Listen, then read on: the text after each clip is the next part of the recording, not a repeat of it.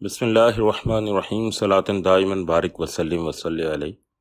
حضرت واصف علی واصف رحمۃ اللہ تعالی علیہ کی تصنیف دل نشین قطرہ قطرہ کلزم سے انتخاب، دکھیا سب سنسار۔ بیوی نے خاوند کو الوداع کہا، جہاز اڑا، خیال نے رفعتوں کو چھوا، حوصلے بلند ہوئے۔ یہ سفر آسودگی کی نوید تھا۔ خاوند کو نوکری مل گئی تھی، وطن سے دور دیار غیر میں، تنخواہ ڈالروں میں تھی۔ دن گزرتے ہی گئے، بیوی انتظار کرتی رہی، خاوند کا نہیں، اس کے بھیجے ہوئے پیسوں کا۔ پیسے ملے، بہت سے پیسے ملے، مکان سجا، فانوس لگے، روشنی ہوئی، مہمان آئے، کھانے پکے، رونقیں ہوئیں۔ بس صرف گھر کا مالک ہی گھر میں نہ تھا۔ وہ بیچارہ پردیسی دیس میں ہونے والی رونقوں کو کیا جانے۔ کچھ دنوں کے بعد دونوں ہی دکھی تھے۔ تنہائی کا زہر ان کے وجود میں اثر کر رہا تھا۔ چراغ جلتے ہی رہے اور دل بجھتے ہی رہے۔ اس دکھ کا کیا علاج؟ وطن میں رہو تو مال نہیں، مال ملے تو وطن نہیں۔ عجب صورتحال ہے۔ دکھوں سے بچنے کے لیے کوشش کرنے والے ایک نئے دکھ کے حوالے ہو جاتے ہیں۔ کیا زندگی میں دکھ کا ہونا لازمی ہے؟ کیا زندگی دکھ ہی کا نام ہے؟ اس کائنات میں، انسانوں کی کائنات میں، کوئی بھی تو نہیں جس کی آنکھوں میں آنسو نہ ہو۔ آج کا انسان بہت دکھی ہے، وہ اندر سے ٹوٹ رہا ہے۔ اس کا ظاہر بے خراش بھی ہو تو بھی اس کا باطن قاش قاش ہوتا ہے۔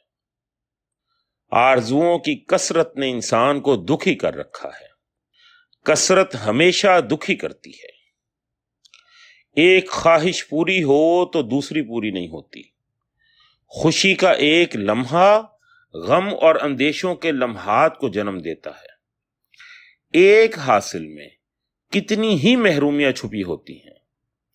انسان جو کچھ بھی ہوتا ہے اس کے علاوہ کچھ بھی نہیں ہو سکتا، اور انسان فطرتاً اپنے علاوہ کچھ اور ہونا چاہتا ہے۔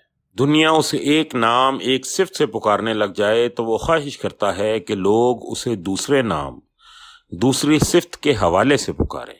ایسا نہیں ہو سکتا، بس وہ دکھی ہو جاتا ہے۔ ہر انسان چاہتا ہے کہ اسے چاہا جائے، اسے پسند کیا جائے، لیکن کیوں؟ اسی کیوں سے ہی بگاڑ پیدا ہوتا ہے۔ لوگ اپنے علاوہ کسی کو پسند نہیں کر سکتے، اور خود پسندی کی عادت بھی خود گریزی کی علامت ہے۔ انسان خود کو بھی ہمیشہ کے لیے پسند نہیں کر سکتا، بس انسان دکھی رہتا ہے۔ انسان کثرت مال اور کثرت اولاد کو خوشی کا ذریعہ سمجھتا ہے، لیکن کثرت مال محض وبال ہے، اور کثرت اولاد اکثر انسان کے لیے دکھ کا ذریعہ بھی ہو سکتی ہے۔ اولاد کی آرزو اور اولاد کی پرورش کی تمنا اور پھر اولاد کی اپنی آرزویں انسان کے لیے ایک عجب مصیبت ہیں۔ اولاد مؤدب نہ ہو تو ایک عذاب ہے۔ آج کل اولاد کا مؤدب ہونا ایک مشکل مسئلہ ہے۔ آج کے بچے آج کے انسان کے دکھ کی علامت بھی ہو سکتے ہیں۔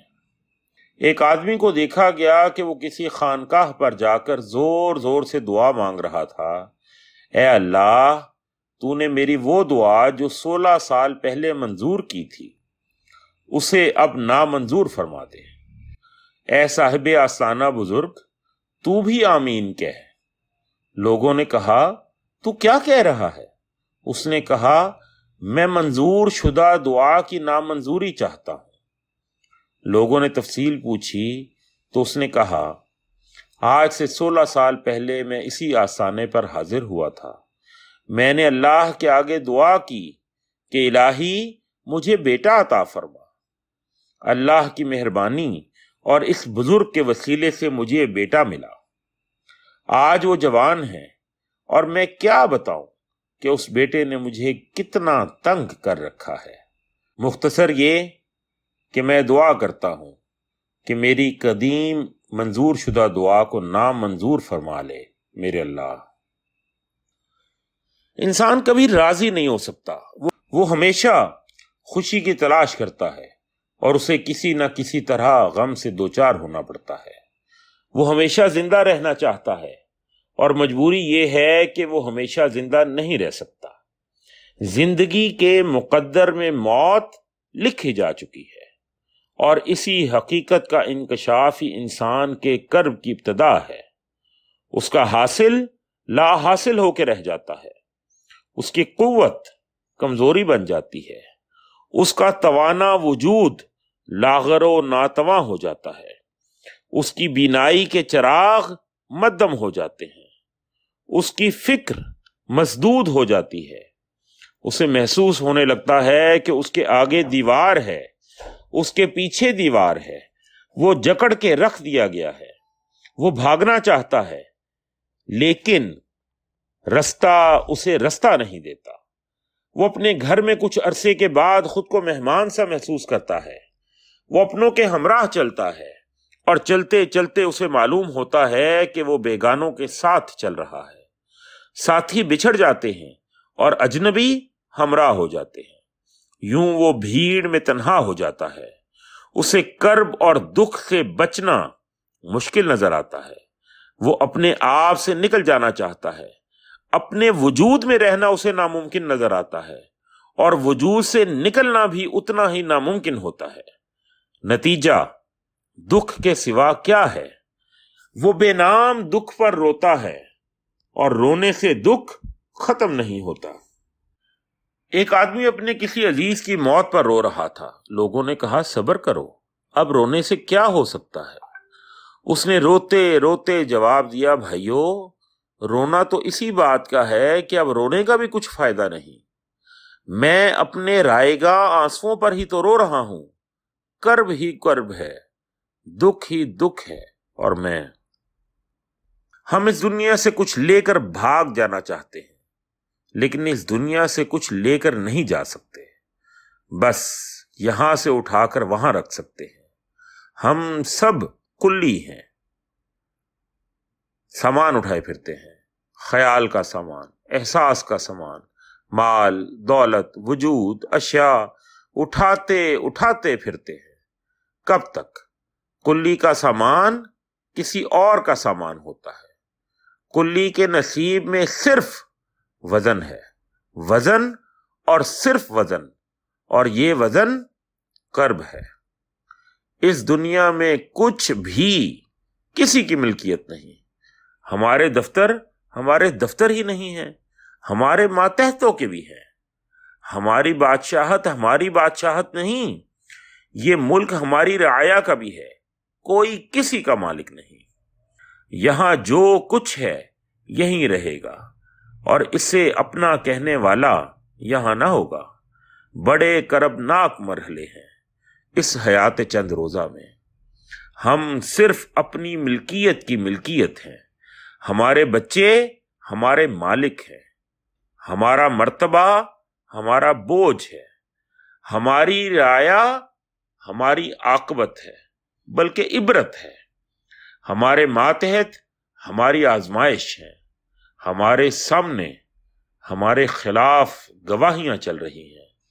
ہم بڑے روگ میں ہیں، ہمارا ہونا نہ ہونے تک ہے، ہماری ہستی نیستی ہے، ہمارا وجود عدم ہے، ہمارا دل بروں کے توڑنے کے لیے بنا ہے، ہماری محبت ہماری قید ہے، ہماری نفرت ہمارا عذاب ہے، ہمارے اپنے ہمارے سپنے ہیں، ہماری آرزو ہماری فریاد ہے، ہمارا غرور ہمارا اپنا مذاق ہے۔ ہم حصار میں ہیں، آرزوؤں کا حصار، تمناؤں کی زنجیر۔ ہمارا علم ہمارا حجاب ہے، ہمارا گھر خوبصورت لیکن زندان، ہم اسی میں رہنے پر مجبور ہیں۔ ہمارے بس میں بے بسی کے علاوہ کچھ نہیں، ہم آزاد پیدا ہوئے، لیکن پیدا ہونے کی مجبوری کے ساتھ۔ ہماری جوانی آزاد جوانی بڑھاپے کی مجبوری ہے۔ ہم ریت کی دیوار ہیں، گرتے رہنا ہمارا مقدر ہے۔ ہمارے مقدر میں کرب ہے، دکھ ہے۔ اس کرب مسلسل سے نجات صرف اور صرف اپنی فنا کو تسلیم کرنا ہے۔ میری زندگی جس نے عطا کی وہی اسے واپس لے لیتا ہے، اس میں میرا کیا دخل ہے؟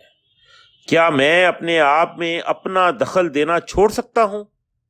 کرب سے نجات کی راہ یہی ہے۔ حکم دینے والے کا حکم زندگی ہے تو ہم زندہ ہیں۔ حکم دینے والا موت کا حکم دے تو ہم حاضر ہیں۔ افسوس کی بات نہیں، اطاعت کی بات ہے۔ اطاعت اور صرف اطاعت دکھ سے نجات ہے۔ یہاں نہ کچھ کھونا ہے نہ پانا ہے، یہاں تو صرف آنا ہے اور جانا ہے۔ دکھ کس بات کا؟ والسلام۔